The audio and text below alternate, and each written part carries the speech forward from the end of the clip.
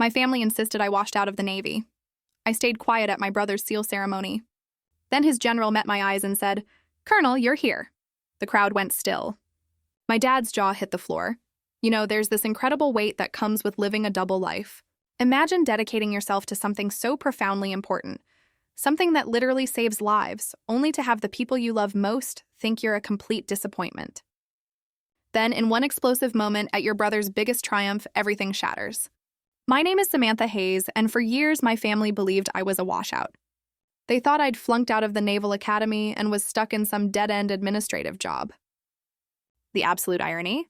As I stood hidden at the back of my brother Jack's Navy SEAL ceremony, invisible in my civilian clothes, I was actually a colonel in Air Force Special Operations.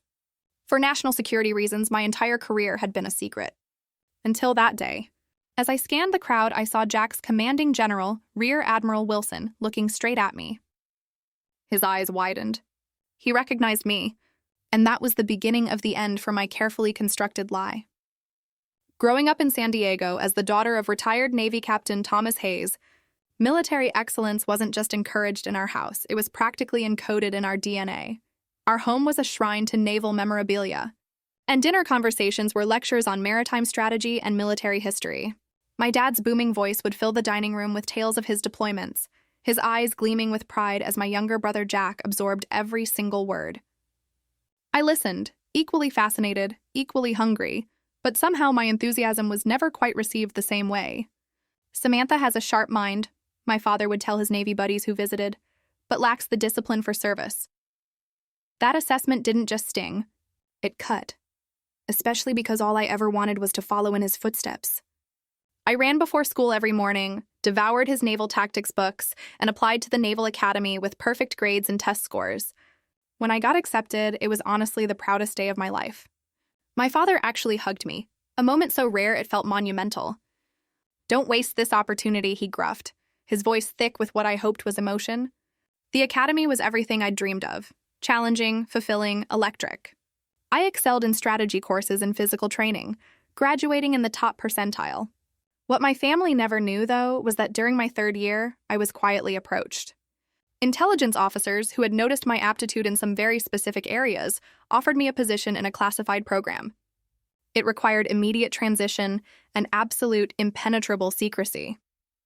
They needed a cover story. The simplest explanation they suggested was that I'd washed out of the academy. It would be believable enough. Many talented candidates didn't make it. It would draw minimal attention. I agreed, foolishly believing my family would eventually learn the truth when my assignment allowed. Oh, how wrong I was. I just don't understand how you could throw it all away. My mother, Eleanor, said during my first visit home after the dropout. Her disappointment was a suffocating silence, manifesting in tight lips and averted eyes. "Your father pulled strings to get you considered." "I didn't ask him to," I replied quietly, the classified nature of my new position sealing my lips. My father was even worse. He didn't rage or lecture, he simply stopped talking about me. When relatives asked about his children, he'd light up discussing Jack's accomplishments at the academy, where he was following the traditional path I'd supposedly abandoned, then change the subject the moment my name came up.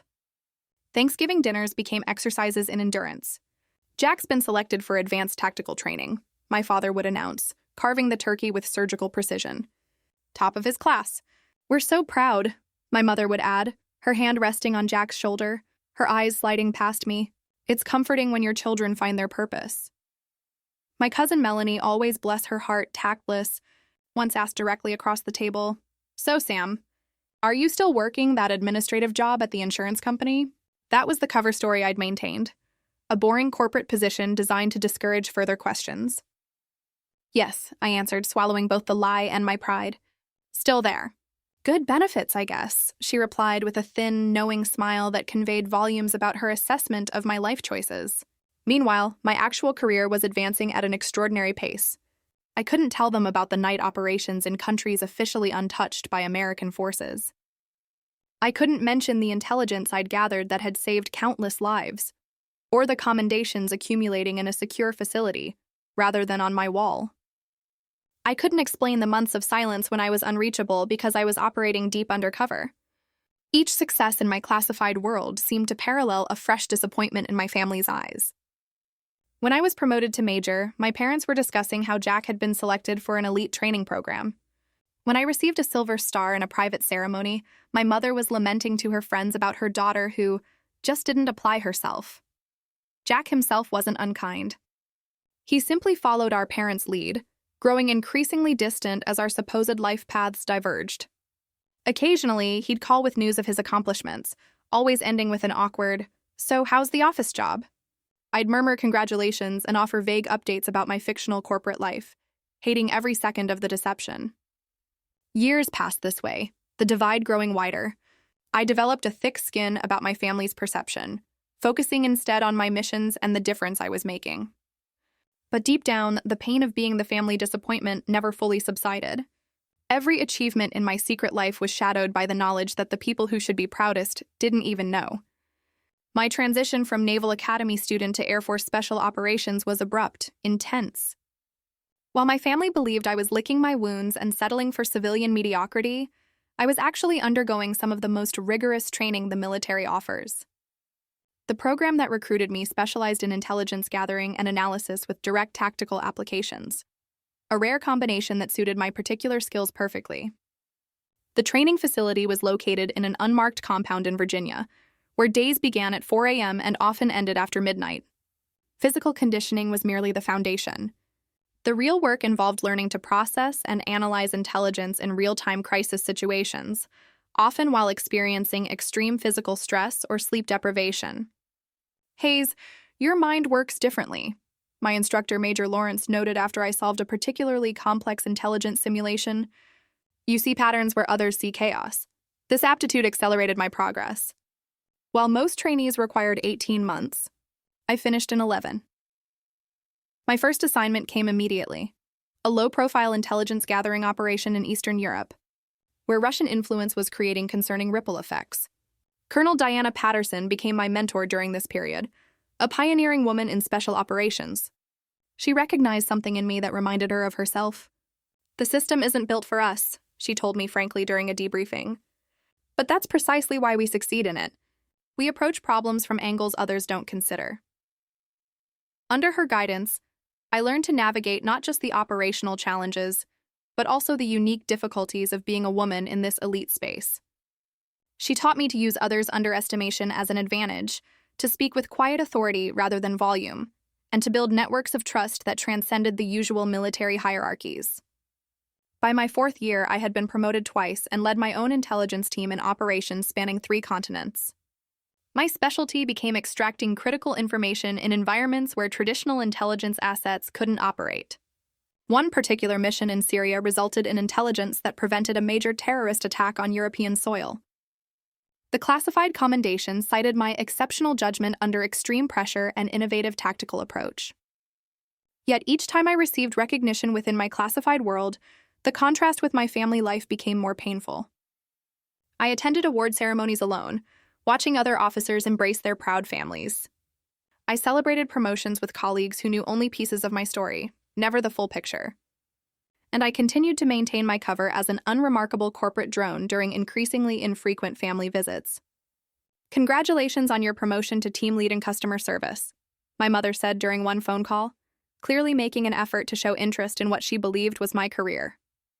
I had just been promoted to lieutenant colonel after a successful counterterrorism operation in Somalia.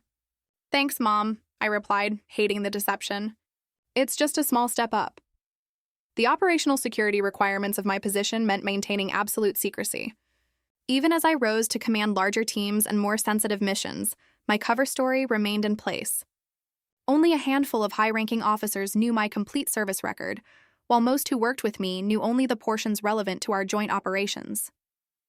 By the time I reached the rank of colonel at age 34, an accomplishment that placed me among the youngest to achieve this rank, I had led operations in over a dozen countries and saved countless lives through intelligence work. My specialty in counterterrorism had expanded to include disrupting human trafficking networks and preventing hostile cyber operations against critical infrastructure. What made my rapid rise even more remarkable was achieving it while facing the additional challenges women in special operations encounter. I navigated skepticism from some traditional military circles, adapted to equipment and tactical approaches designed for male physiology, and developed leadership styles that commanded respect in environments where female leaders were still relatively rare. Through it all, I carried the strange burden of my family's disappointment. Each time I returned from a classified deployment to attend a holiday gathering or family event, I stepped back into the role of Sam the underachiever. I became adept at deflecting questions about my work with vague corporate jargon and redirecting conversations to Jack's increasingly impressive naval career. The weight of these dual identities grew heavier with each passing year. There were moments when the deception felt unbearable, like when my father made a passing comment about people who couldn't cut it in real service, or when distant relatives asked patronizing questions about when I might find direction in my life. But my commitment to national security and the missions I led always silenced the impulse to reveal the truth. The work was too important, the stakes too high. If maintaining my family's disappointment was the price for operational security, I would continue to pay it, regardless of the personal cost. Last Thanksgiving marked a particular low point in my relationship with my family. I had just returned from coordinating a joint intelligence operation with NATO forces. 36 sleepless hours of tension that ultimately prevented a significant security breach. Instead of recovery time, I went straight to my parents' house, exchanging tactical gear for civilian clothes and the hyper-vigilance of command for the different tension of family dinner. My father stood at the head of the table, crystal glass raised in a toast. "To Jack," he announced, his voice carrying the captain's authority that never quite left him, whose selection for the Elite SEAL training program continues our family's tradition of excellence in service. Everyone raised their glasses. My mother beamed with pride, her eyes glistening. "We couldn't be prouder," she added. I joined the toast sincerely. Jack's accomplishment was significant, and despite our strained relationship, I respected his dedication.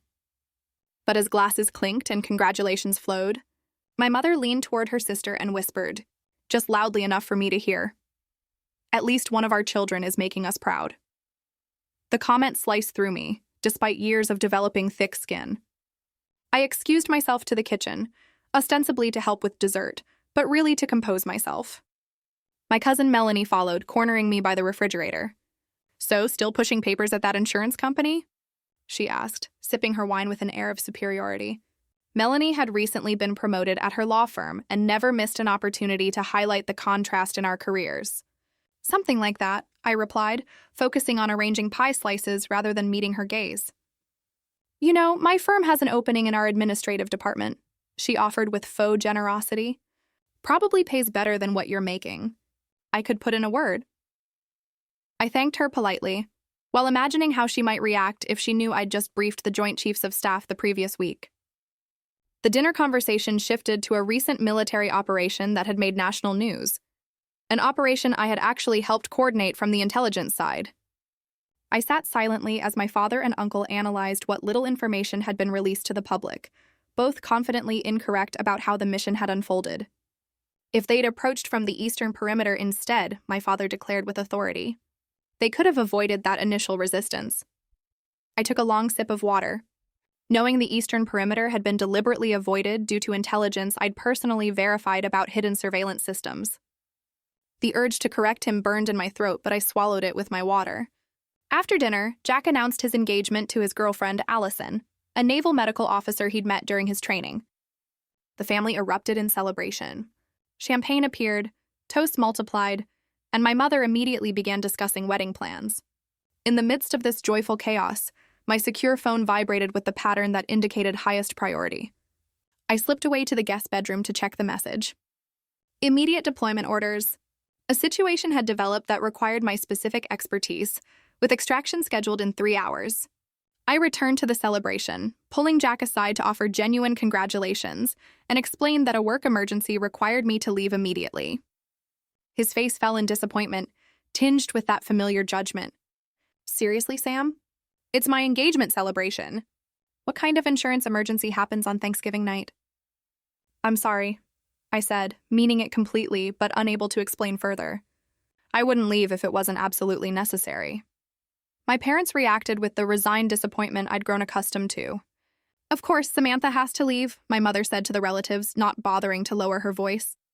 Her priorities have always been different. I caught my father's head shake as I gathered my coat, the subtle gesture of disapproval that had followed me since childhood. As I drove away, the family continued celebrating without me, while I prepared mentally for the classified operation ahead. The mission kept me deployed through Christmas and into the new year. When I finally returned, I learned that my absence had become a focal point of family discussion. Jack's engagement party had been held without me, and my failure to attend had been interpreted as further evidence of my disregard for family. "Your brother was hurt," my mother informed me during a tense phone call. "After everything he's accomplished, the least you could do is show up for his important moments."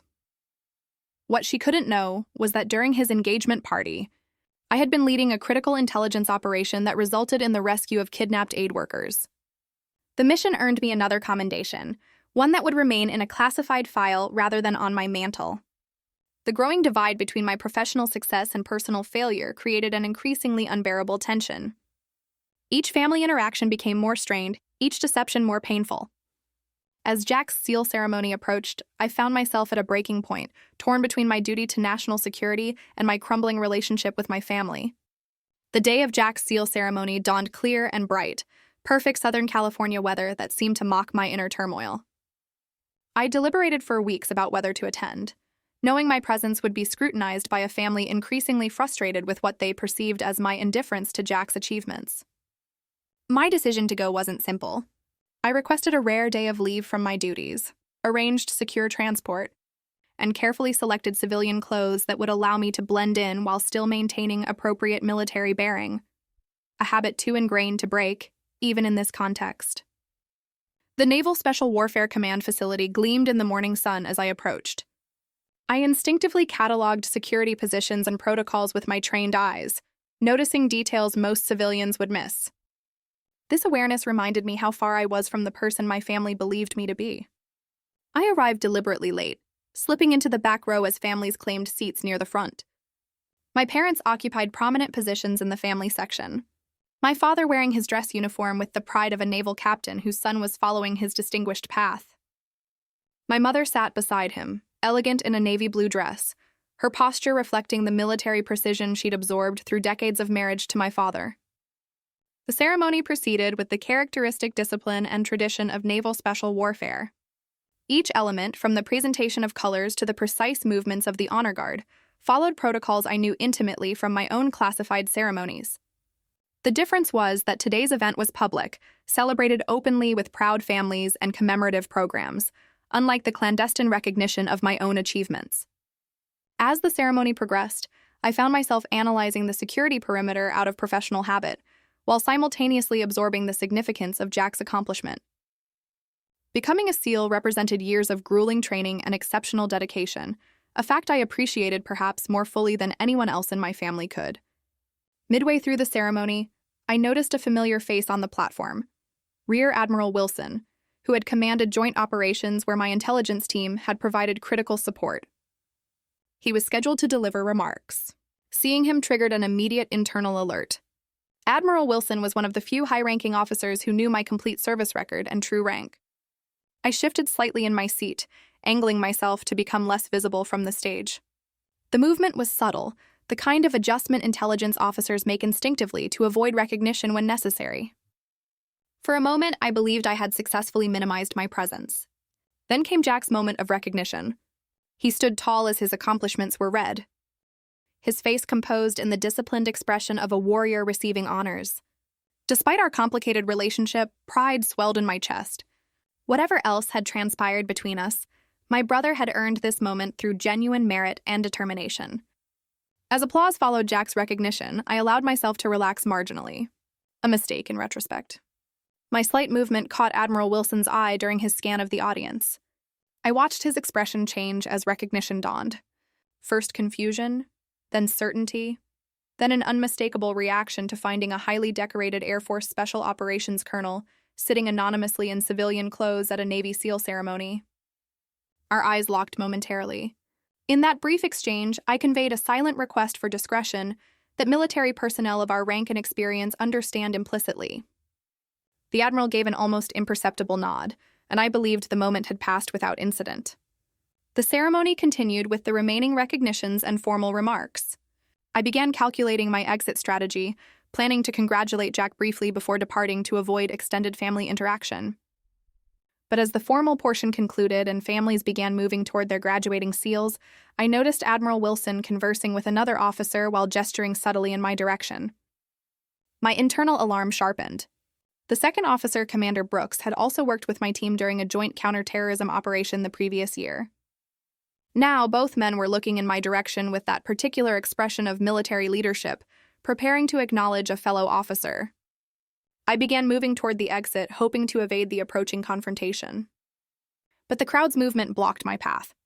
As families surged forward to congratulate their graduates, I found myself inadvertently pushed toward the area where Jack stood with my parents, rather than toward the exit I'd been targeting. In that moment of navigational confusion, Admiral Wilson reached me, his commanding presence parting the crowd around us. I straightened instinctively, muscle memory responding to the presence of a superior officer despite my civilian clothes. What happened next would permanently alter my family's perception and change the course of our relationships forever. "Colonel Hayes." Admiral Wilson's voice carried clearly above the post-ceremony chatter. It echoed, heads turned. "I didn't expect to see you here today." My parents, standing just feet away beside Jack, froze in confusion. "Admiral Wilson," I responded automatically, assuming the formal posture ingrained through years of military service. "It's good to see you, sir." "Last time was that joint operation in the Gulf, wasn't it?" He continued, either unaware of or unconcerned about my family's proximity. "Your intelligence was impeccable as always. Saved a lot of lives." My mother's hand flew to her mouth. Jack's expression transformed from celebration to utter bewilderment. My father stood rigid, his brow furrowed in deepening confusion. "Colonel," my father finally spoke, the word sounding foreign on his tongue when directed at me. "There must be some mistake." Admiral Wilson turned, noticing my family for the first time. Recognition flashed across his face as he took in my father's decorated Navy uniform.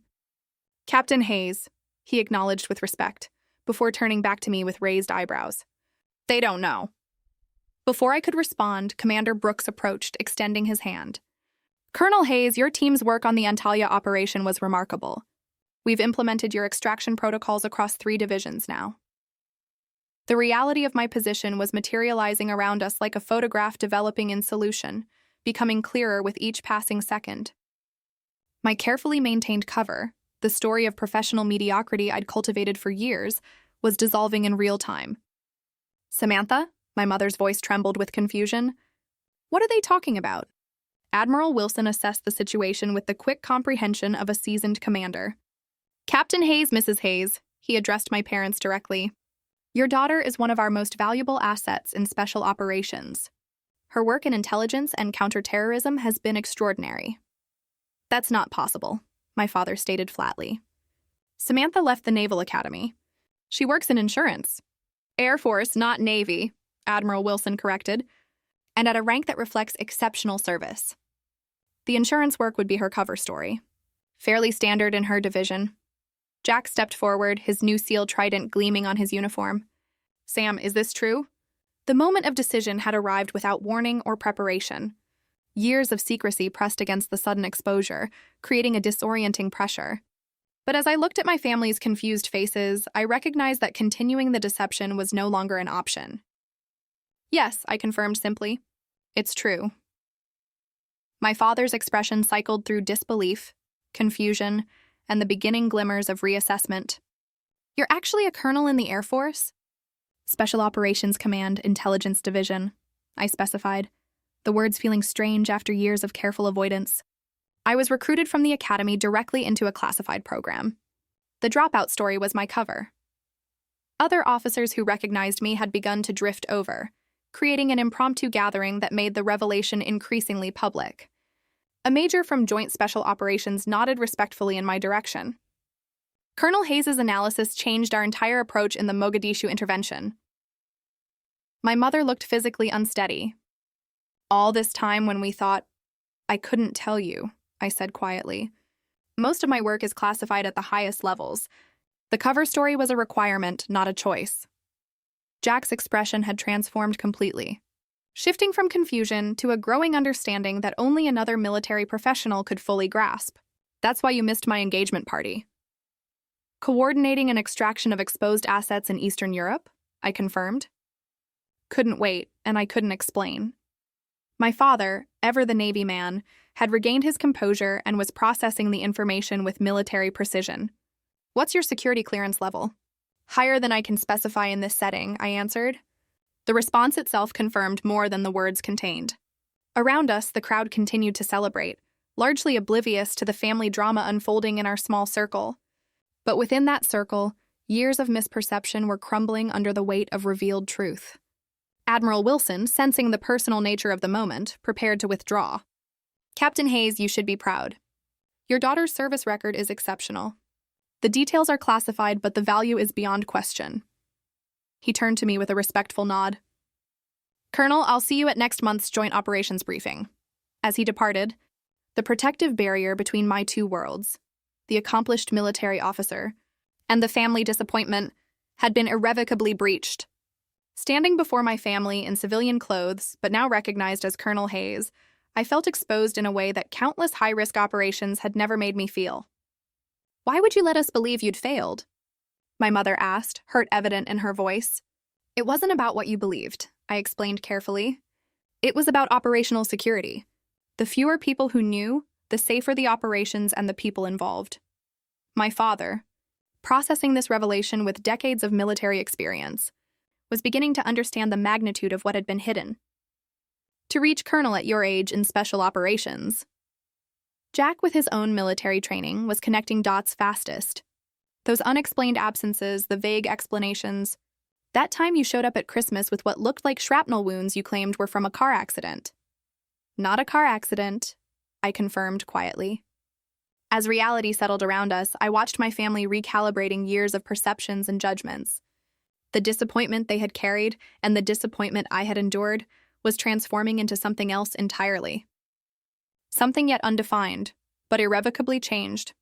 "We have a lot to talk about," my father said finally, his voice carrying the weight of a man discovering he had been wrong about a fundamental truth. "Yes," I agreed. "We do."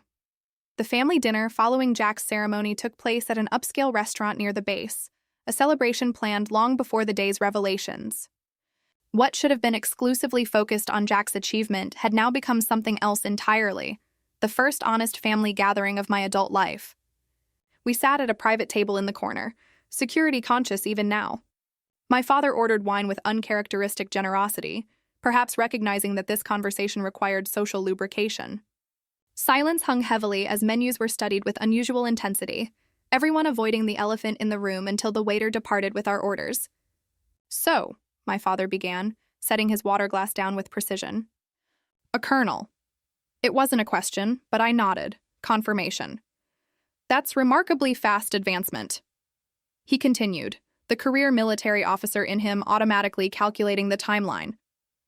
"Especially for someone in," he lowered his voice, "special operations." It was a unique path, I acknowledged. The program I was recruited into accelerates promotion timelines based on field performance rather than standard time and grade requirements. My mother, who had been unusually quiet, finally spoke. "All those times we thought you were being flaky or irresponsible, disappearing from family events, being unreachable for days." "I was deployed," I finished for her, "often in locations I can't name, doing things I still can't discuss." Jack leaned forward, professional curiosity mixing with brotherly reassessment. "That scar on your shoulder from 2 Christmases ago?" "Kabul," I said simply. "Extraction operation went sideways." My father's face tightened. The career naval officer understood immediately what went sideways typically meant. "And we were giving you grief about missing family photos," my mother whispered, horror dawning in her expression. The conversation paused as our salads arrived. When the waiter departed again, my father asked the question that clearly bothered him most. "Why the Air Force?" "You were at the Naval Academy." I had to smile slightly. Of course, that would be his first substantive question. The program that recruited me operated jointly, but was administratively housed under Air Force Special Operations. The work suited my particular skills, regardless of branch. "Which are?" he pressed. "Intelligence analysis under high-pressure conditions, pattern recognition in asymmetric environments, asset development and management, some other specialties I can't detail." Jack whistled softly. "That's the heavy stuff, Sam." My mother was struggling to reconcile the daughter she thought she knew with this new reality. But why couldn't you tell us anything? We're your family. Operational security, I explained gently. The nature of my work means that knowledge of my real position could potentially endanger operations or expose networks. The cover story was created and maintained by the program, not by my choice. For 12 years? My father challenged, the hurt beneath his question evident despite his military bearing. Not one word of truth? That's the job, Dad, I said simply. You, of all people, should understand that some positions require complete compartmentalization. He fell silent, military discipline acknowledging what the father in him wanted to deny. The main course arrived, providing another brief reprieve from the intensity of the conversation. As we began eating, Jack broke the tension with a short laugh. So, all those times I was bragging about my promotions and assignments, you were talking to someone who was briefing Joint Chiefs, I finished with a small smile. God, I must have sounded like such an idiot, he groaned. You didn't, I assured him. Your accomplishments are real and significant. Different operational areas, different challenges. My mother set down her fork, her food barely touched. I keep thinking about all the things we said to you over the years, the disappointment we expressed, the judgments. You didn't know, I said. You couldn't have. But we should have trusted you, she insisted, tears gathering. We should have seen that there was more happening than what appeared on the surface. Instead, we just wrote you off. The raw truth of her statement hung in the air. They had written me off, creating a narrative of the disappointing daughter that fit the limited information they had. My father, always less comfortable with emotional displays, redirected slightly. Your upcoming promotion? Admiral Wilson mentioned a briefing next month. Are you being considered for Brigadier General? I confirmed quietly. It's not finalized yet. His eyebrows rose sharply. At your age? That would be unusual. I acknowledge, I said. The recommendation is based on the Tavos operation results. That's all I can say about it. My mother wiped her eyes. And we wouldn't have known about this either if today hadn't happened. I hesitated, then admitted the truth. Probably not the details. You might have eventually learned I was military, but specifics about rank and position would have remained classified. The meal continued with questions I could answer, intermingled with ones I couldn't. The boundaries of classified information remained, even in this new openness, creating an imperfect but vastly improved communication. For the first time, my family was seeing the outline of my real life, even if many details remained in shadow. After dinner, my parents invited me back to their home, a gesture that felt significant after years of emotional distance. In their living room, my mother disappeared briefly before returning with a dusty box. I kept these, she said, setting it between us, even though I didn't understand why you'd want them. Inside were mementos from my academy days, my midshipman's cap, academic awards, photographs, items that would have made no sense to preserve for someone who had supposedly failed out. Yet she had kept them anyway. Some part of me never believed the story, she admitted quietly. It didn't fit the daughter I raised, but I couldn't imagine an alternative explanation. My father, after several drinks and hours of processing, had grown unusually reflective. I was hardest on you, he acknowledged. Military directness applied now to personal failing. When we thought you'd washed out, I took it personally. Made it about my legacy rather than your path. I understood, I told him honestly. Maintaining the cover story was part of my duty, even when it was difficult. The concept resonated deeply with his naval corps, sacrificing being known by your own family for the sake of duty. Jack, who had been listening quietly, finally spoke again. But things can be different now, right? I mean, we know the basic truth, even if details stay classified. It was the question I'd been considering throughout the evening. Some things can change, I agreed cautiously. You know my actual profession now, my general position, but most of my work will remain classified. There will still be unexplained absences, questions I can't answer, but we'll understand what they mean. Now, my mother said. As the evening drew to a close, my father did something unprecedented in our relationship. He stood straightened as if addressing a fellow officer, and extended his hand formally. Colonel Hayes, he said, using my rank for the first time. I believe I owe you an apology, and my respect. I took his hand, years of military bearing preventing the emotion in my throat from showing on my face. Thank you, Captain. It was an imperfect beginning to a new chapter, one where the truth, even partially revealed, created possibility for healing what deception had damaged. As I left my parents' home that night, I carried both the continued weight of necessary secrets and the newfound lightness of being partially known by those who mattered most. 6 months after Jack's seal ceremony, I found myself approaching my parents' home for another family gathering. This time, a 4th of July barbecue that had been a Hayes family tradition for decades. The familiar nervousness that had accompanied these visits for years had transformed into something different. A cautious optimism about family relationships rebuilding on more honest ground. As I walked up the driveway, carrying a dish I'd actually prepared myself rather than the usual hastily purchased store contribution, I noticed several of my father's old Navy colleagues gathered around the grill. In previous years, I had avoided these military-heavy gatherings whenever possible, finding the deception particularly difficult among those who spoke my professional language. Today was different. My father spotted me and straightened slightly. Not quite the attention stance of military protocol, but a new recognition that carried its own significance. "Sam's here," he called, using my familiar name but with a new tone. As I approached, he did something unprecedented. He turned to his friends and said, "Gentlemen, my daughter, Colonel Hayes, Air Force Special Operations." The introduction, simple but accurate, represented a seismic shift. The retired officers nodded with the respect of men who understood precisely what the rank and division signified, particularly for someone my age. No details were necessary. The basic facts communicated volumes to those who spoke the language of military service. My mother emerged from the house, her greeting warmer than I could remember in years. As she hugged me, she whispered, "I put together a small display. Nothing classified, I promise." Curious, I followed her inside to the study, my father's domain traditionally filled with his naval memorabilia. In one corner, she had created a discreet but meaningful arrangement. My academy graduation photo, the few unclassified commendations I'd been able to share, and a recent formal photograph in uniform following my promotion to brigadier general. "Is this okay?" she asked, uncertainty in her voice. "I wanted to honor your service too, but I wasn't sure about security concerns." I examined the display carefully. "It's perfect," I assured her. "Nothing here reveals operational details." Her relief was evident. "Good. Your father checks it every day, you know." I think he's still wrapping his mind around everything. Returning to the backyard, I found Jack manning the grill alongside our father. My brother's transformation had been perhaps the most straightforward.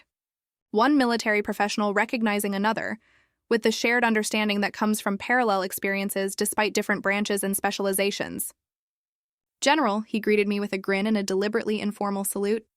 "Burger or hot dog?" "Both," I replied, falling easily into the sibling banter that had been absent for too long. "I just finished 3 weeks of MREs. I'm making up for lost time." He nodded, understanding immediately what 3 weeks likely signified without asking questions he knew I couldn't answer. This new shorthand between us, acknowledging the boundaries of classified work without resentment, had become one of the unexpected gifts of the truth. The afternoon progressed with a lightness I hadn't experienced at family gatherings in over a decade. Though many topics remained off-limits, my recent deployment locations, the nature of current operations, the specifics of upcoming assignments, the fundamental truth of who I was and what I did now, formed the foundation of our interactions.